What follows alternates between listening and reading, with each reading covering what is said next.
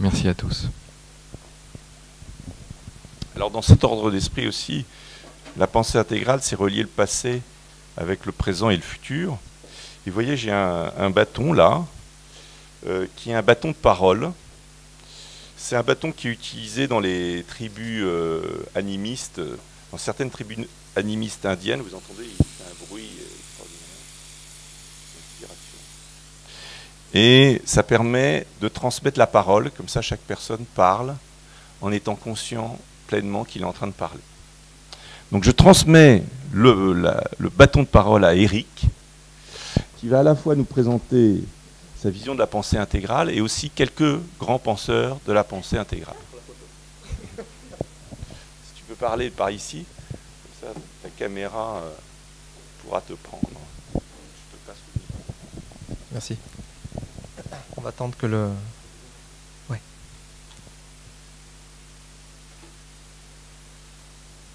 Je le projette ici. Tu peux dire deux mots sur toi déjà, oui.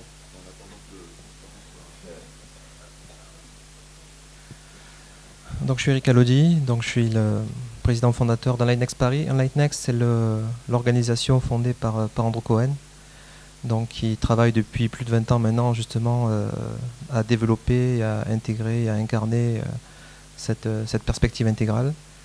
Je suis aussi directeur d'une société qui s'appelle Integral Vision, qui a pour vocation d'aider justement à porter cette perspective intégrale au sein des entreprises, pour les aider à évoluer, parce qu'on considère en fait qu'elles peuvent faire partie de la solution et puis faire partie du problème, comme ça a été le cas par le passé.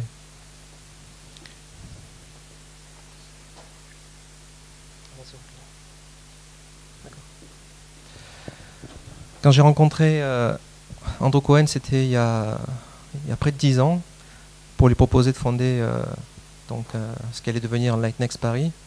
Il m'a dit une chose qui est restée avec moi depuis. Il m'a dit, d'accord, mais il faut que tu saches en fait que c'est comme avancer dans une eau de plus en plus profonde. J'ai mis du temps en fait à commencer à comprendre ce que ça voulait dire. En fait, ça voulait dire littéralement se transformer. Ça voulait dire littéralement devenir quelqu'un d'autre, avoir changé de système de valeurs, changer de vision du monde, pour l'extérieur et surtout d'abord à l'intérieur.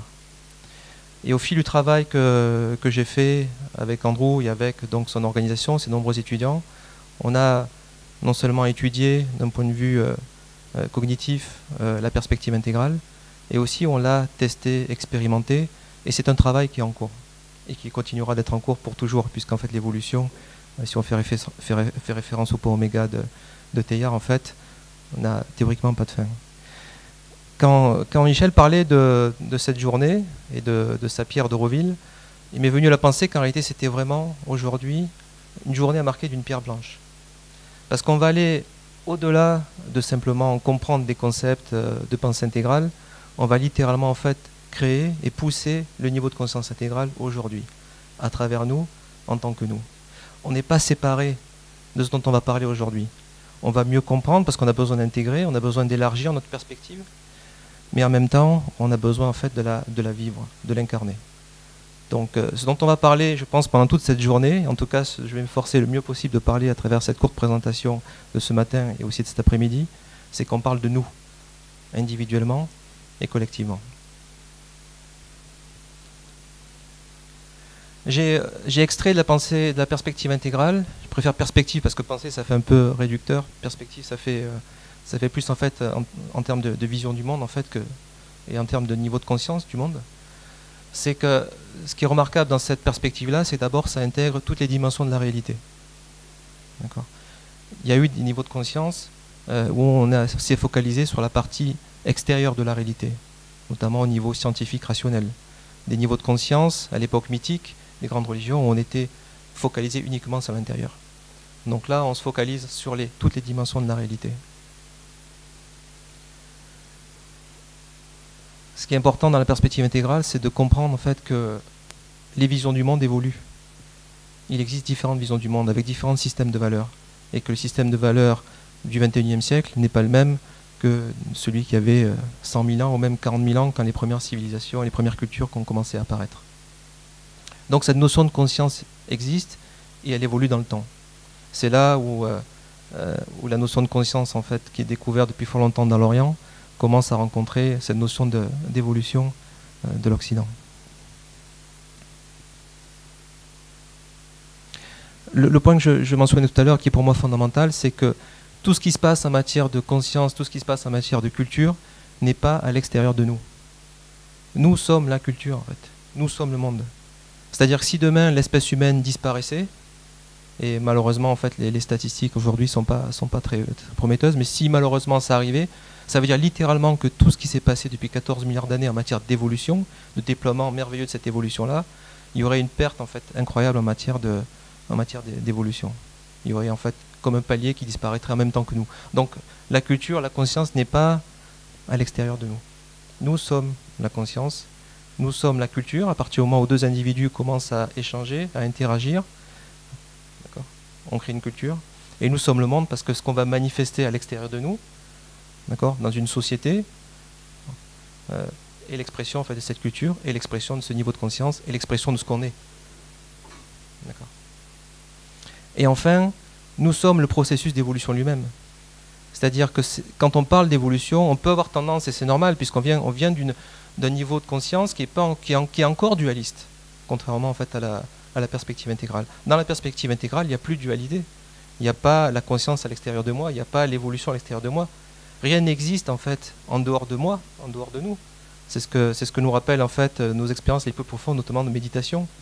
On est ce un sans second. D'accord. Donc comment exprimer dans le manifesté l'unité qu'on découvre en fait dans le non manifesté? Comment en fait exprimer une multiplicité et en même temps une unité? Donc ce processus d'évolution, c'est nous. C'est-à-dire que si je deviens acteur, si je guide ce processus d'évolution, littéralement je vais créer, on pourrait dire co-créer le futur. D'accord.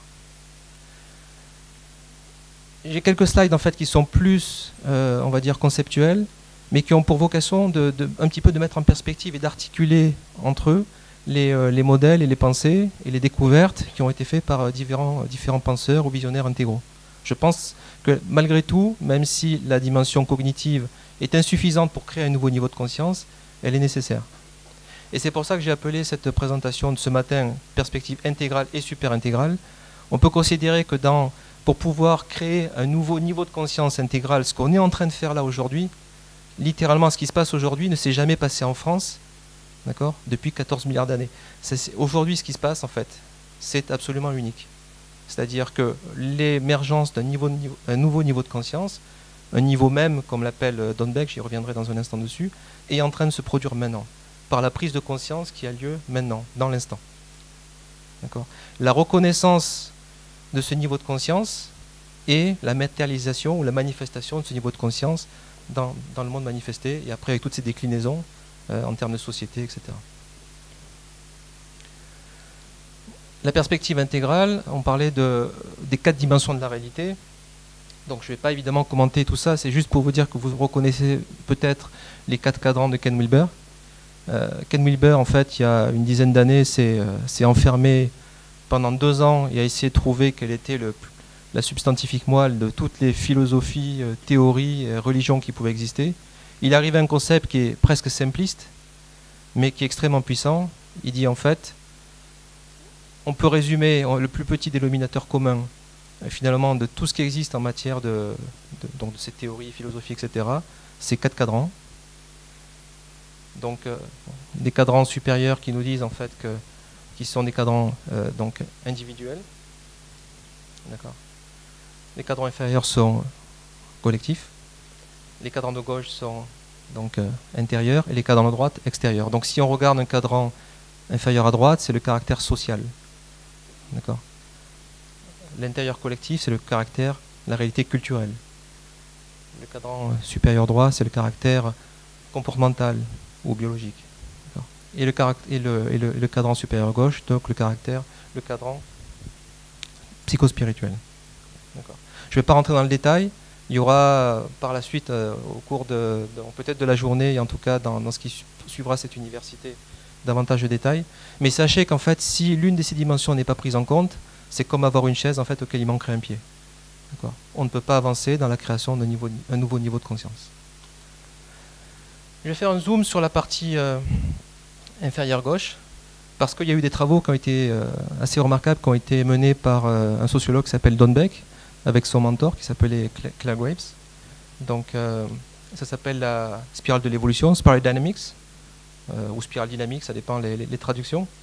Don Beck a travaillé avec Nelson Mandela à sortir l'Afrique du Sud de l'apartheid. Et avec Claire Graves, ils ont étudié des milliers et des milliers de cas.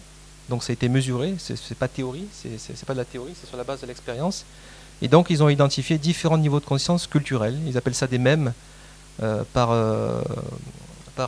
analogie avec les gènes, donc les gènes biologiques. Et là c'est les mèmes culturels. Ça correspond à des niveaux de conscience ou certaines visions du monde. Donc vous avez en fait ici les différents. Si on peut pousser légèrement le tableau pour que tout le monde puisse voir. Donc ça a commencé en fait il y a plus de 100 000 ans avec le niveau archaïque, des niveaux de survie pure, d'accord, qui ensuite ont donné lieu à des niveaux plus magiques, tribaux, etc.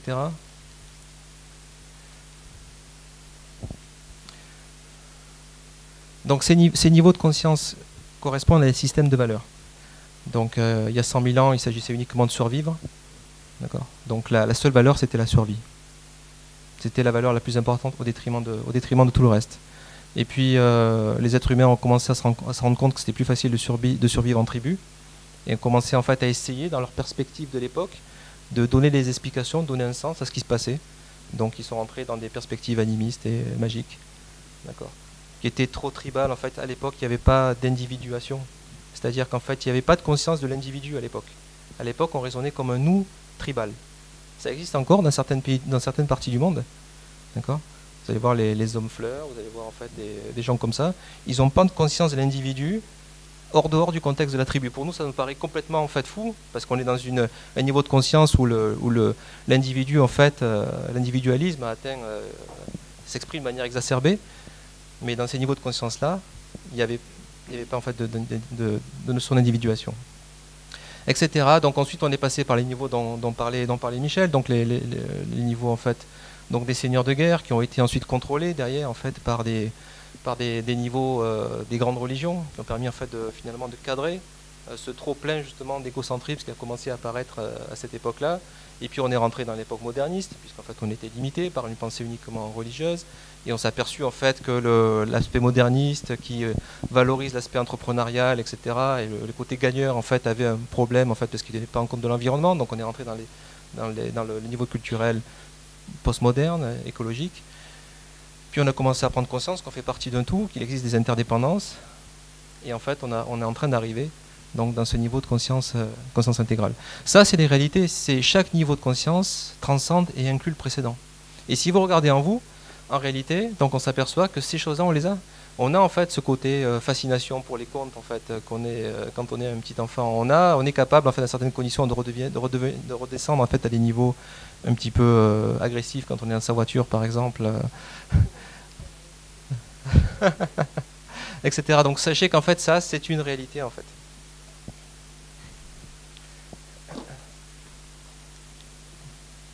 Le monde n'est pas à l'extérieur de nous. Donc je m'appuie en fait sur Steve McIntosh en fait, qui est aussi un penseur intégral, qui applique la pensée et la perspective intégrale de manière remarquable. Voilà en fait aujourd'hui si on mesure le niveau de conscience en fait qui est dans cette pièce, on va trouver en fait qu'on est plus ou moins dans ces différents niveaux de conscience. Donc là vous avez une cartographie, d'accord, du niveau de conscience mondial. Donc si on considère en fait qu'on a un être humain mondial, d'accord, une noosphère.